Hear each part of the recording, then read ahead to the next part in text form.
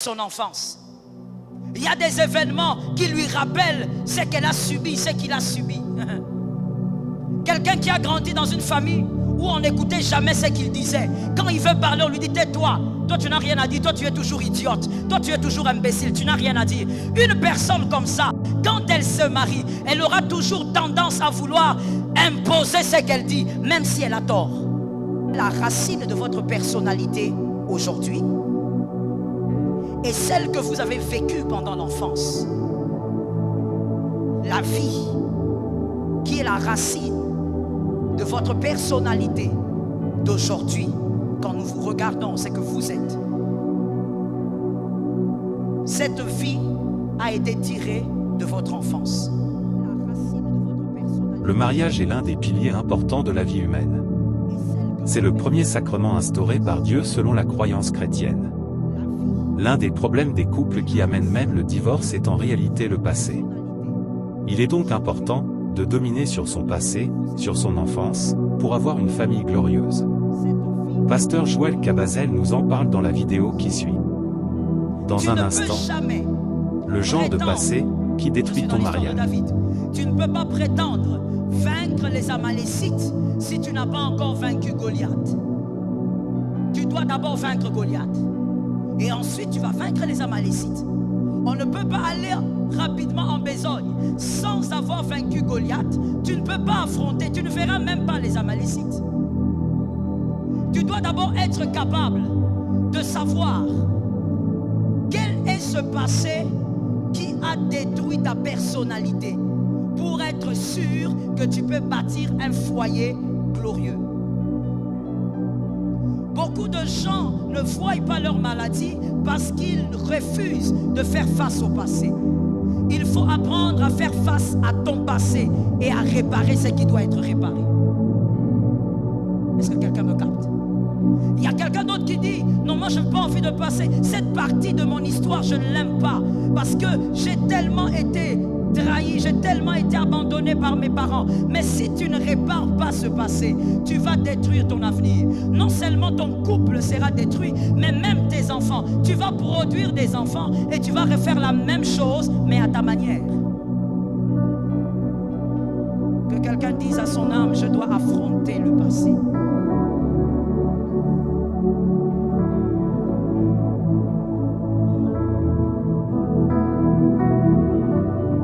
Voici le chemin à respecter quand on sait qu'on est une âme blessée. Parce que déjà, comme je vous le dis, vous devez affronter votre passé pour réaliser que vous êtes une âme blessée.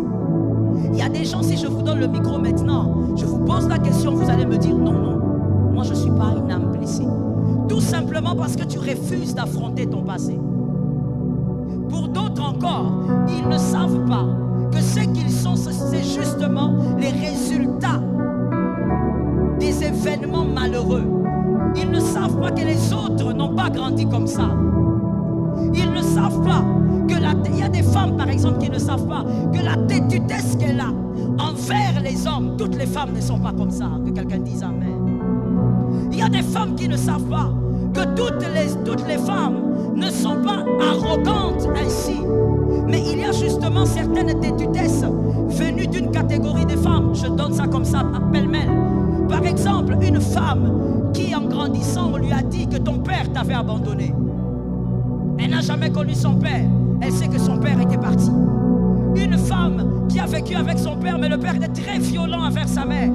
Une fille comme ça, on ne va pas lui enseigner ça à l'université, mais c'est une personne qui est blessée au niveau de son âme. C'est-à-dire que quand elle devra se marier, même si elle est très gentille, même si elle a la douceur incarnée, mais en elle-même il y a cette blessure. Dans le mariage, il y a des réactions qui seront immédiates. Pourquoi? Parce que devant elle, elle aura toujours quelqu'un qui est prêt à l'abandonner ou qui est prête à l'écraser. Elle aura toujours une position de défense.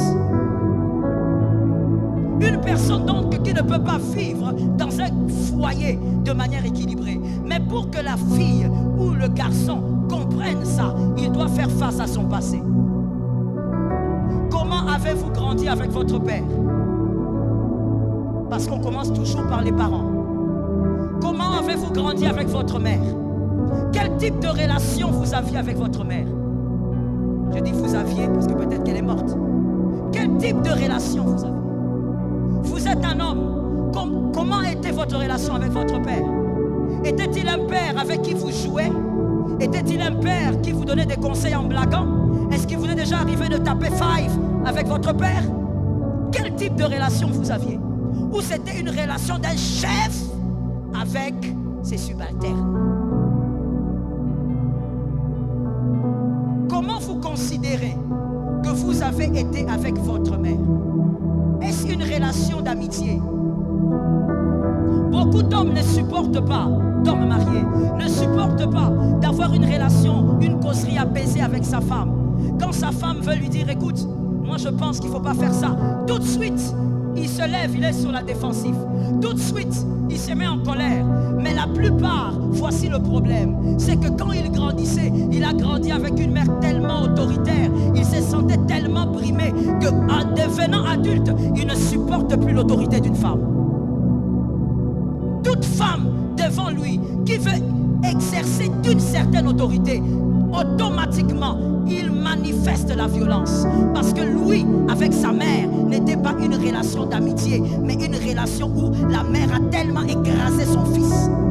Et donc, dans son âme, ce garçon est blessé.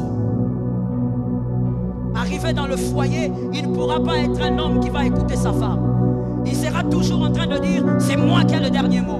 Même si cela est la vérité, mais il sera toujours sur la défensive. Pourquoi? Parce qu'il ne supporte pas qu'une femme puisse lui dire quelque chose. Parce que depuis son enfance, son âme a été blessée. Que l'Éternel nous vienne en aide. Il faut que tu affrontes ton passé.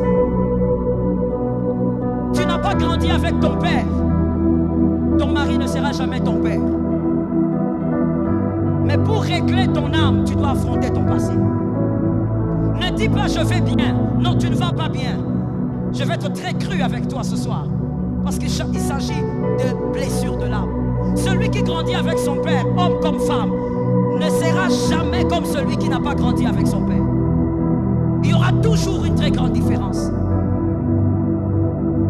Une fille qui n'a pas grandi avec son père ne sera pas comme celle qui a grandi avec son père. Celle qui a grandi avec son père n'aura pas du mal à se soumettre envers son mari.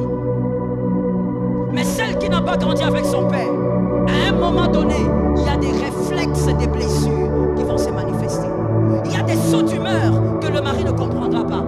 Vous êtes allé au lit, vous avez dormi calmement. Mais le matin, elle est nerveuse. Le matin, elle veut parler à personne. Le matin, elle n'a pas envie de te saluer. Mais alors que le soir, vous étiez très bien. Les femmes qui ont généralement des sauts d'humeur ont des blessures de l'âme. Les hommes qui ont généralement des sauts d'humeur, sans raison valable, ont les blessures de l'âme. Il y a des événements qui lui rappellent son enfance. Il y a des événements qui lui rappellent ce qu'elle a subi, ce qu'il a subi. Quelqu'un qui a grandi dans une famille où on n'écoutait jamais ce qu'il disait. Quand il veut parler, on lui dit tais-toi. Toi, tu n'as rien à dire. Toi, tu es toujours idiote. Toi, tu es toujours imbécile. Tu n'as rien à dire. Une personne comme ça, quand elle se marie, elle aura toujours tendance à vouloir imposer ce qu'elle dit, même si elle a tort. Parce qu'elle voudra chercher cette fois-ci que sa voix aussi soit entendue. Parce que son âme a un problème. Que quelqu'un dise que le Seigneur m'aide ce soir. Tu dois faire face à ton passé. Ce que tu oublies et que tu n'as pas réglé va te rattraper. Dis ça à ton voisin. Il y a quelqu'un qui n'a pas dit, tu n'as pas entendu, je répète ça. Ce que tu oublies et que tu n'as pas réglé va te rattraper. Beaucoup de couples souffrent, pas parce que l'homme est mauvais ou la femme est mauvaise, mais parce que l'homme a épousé une femme qui a des blessures de l'âme. Et la femme a épousé un homme qui a les blessures de l'âme. Ils essayent de régler les problèmes, mais il y a des problèmes qui ne partent pas. Il y a toujours les mêmes attitudes qui dérangent dans la maison. Que l'Éternel nous fasse grâce. Affronte ton passé. Tu dois l'affronter parce que tes enfants doivent être épargnés.